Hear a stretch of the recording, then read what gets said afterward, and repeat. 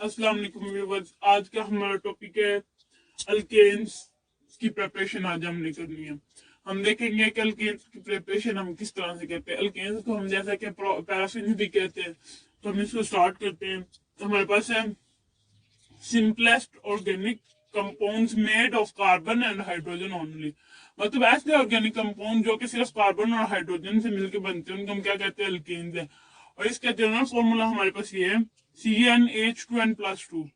उसके बाद हम कहते हैं कि ये सैचुरेटेड हाइड्रोकार्बन है हमारे पास। सैचुरेटेड हाइड्रोकार्बन हमारे पास वो होते हैं जिनमें सिंगल बॉन्ड होता है। कार्बन और हाइड्रोजन के दरमियान सिंगल बॉन्ड हो जिन हाइड्रोकार्बन में, वो हमारे पास सैचुरेटेड हाइड्रोकार्बन होते हैं।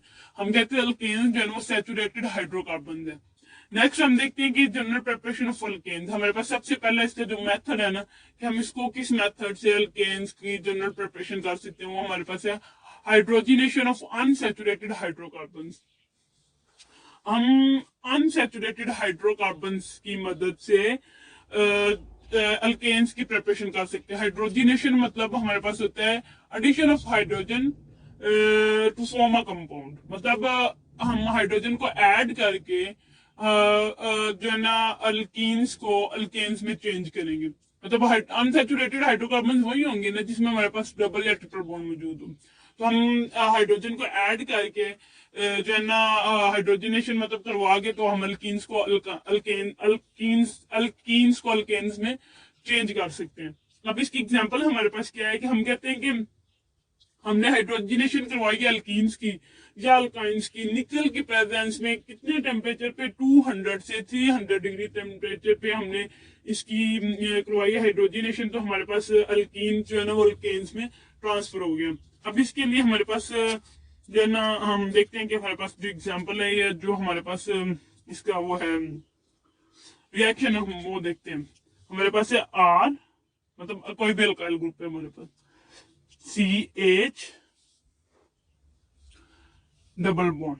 मतलब हमारे पास एल्कीन हमने क्या है ना हमारे पास होना चाहिए, हमने ये लिया।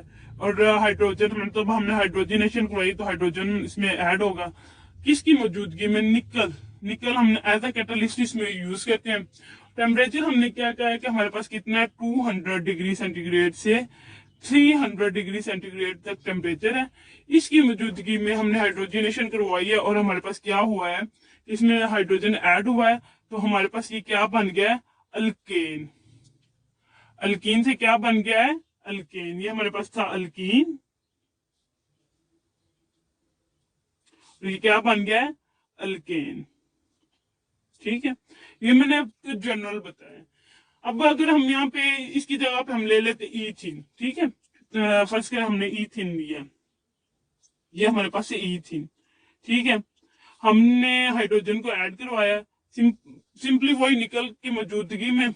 ठीक है, और 200 से 300 डिग्री सेंटीग्रेड के टेम्परेचर पे हमने इसको किस में चेंज कर दिया? इथेन में।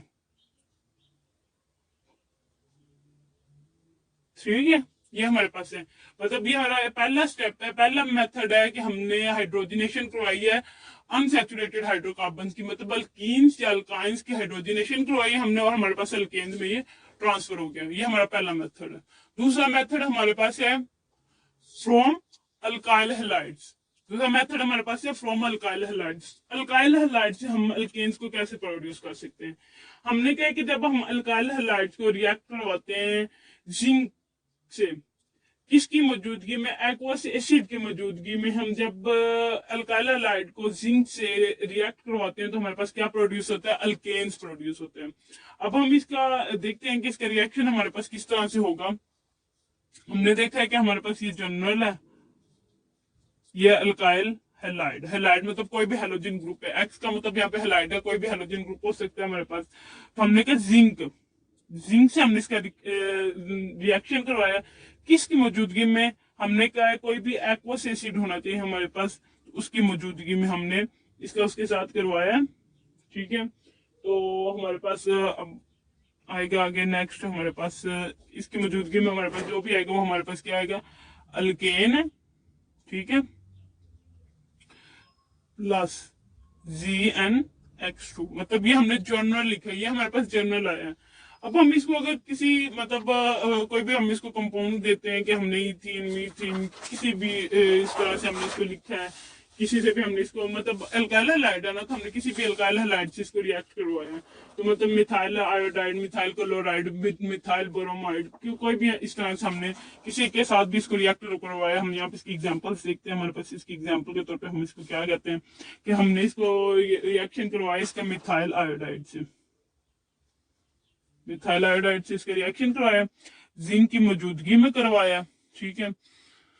और एक्वस हमारे पास इसका एसिड है, ठीक है, हमने इसको करवाया तो हमारे पास ये क्या बन गया है, मीथेन, ठीक है। और सॉरी यहाँ पे ये आयोडाइड है, ठीक है, तो ये हमारे पास आ जाएगा जिंक, ये हमारे पास आ जाएगा। तो नेक्स्ट हमने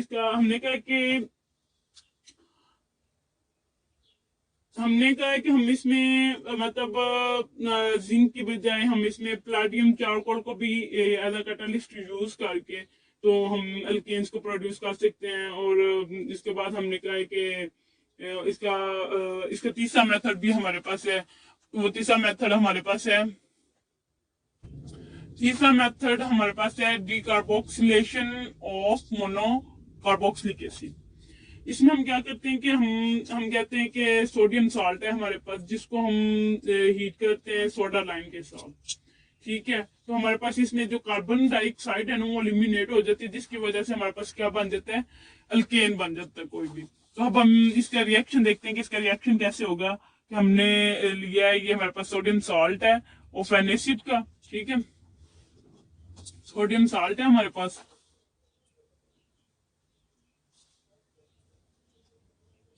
सोडियम साल्ट ऑफ एसिड, ठीक है। तो हमने इसको करवाया है, हमारे पास ये NaOH है, तो हमने क्या सोडा लाइम मतलब CaO, ये हमारे पास, तो हमारे पास इसमें क्या बन गया R और ये H।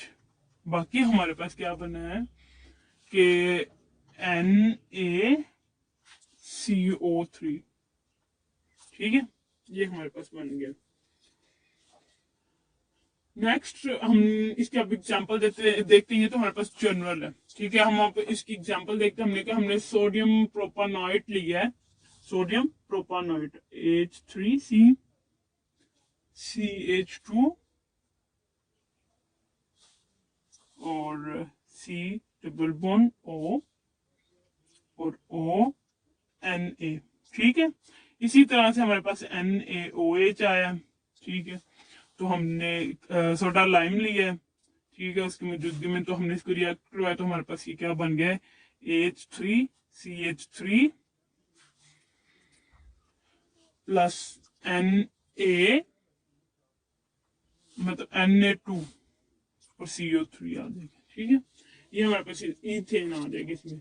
ये हमारे पास 3 मेथड थे, आगे भी इसके मेथड है, call base electrolysis electrolytic method है, और उसके अलावा हमारे पास है फ्रॉम कार्बोनाइल कंपाउंड्स एल्डिहाइड्रोकेटोन से भी हम इसको कर सकते हैं, और फ्रॉम ग्रीक नॉट रिएजेंट ये भी हमारे हैं। इनको हम नेक्स्ट लेक्चर में डिस्कस करेंगे। आज के लिए इतना ही। इसमें आपका कोई क्वेश्चन हो, कुछ भी हो, आप पूछ सकते हैं। अल्लाह हाफिज़, जज़ाकल्लाह।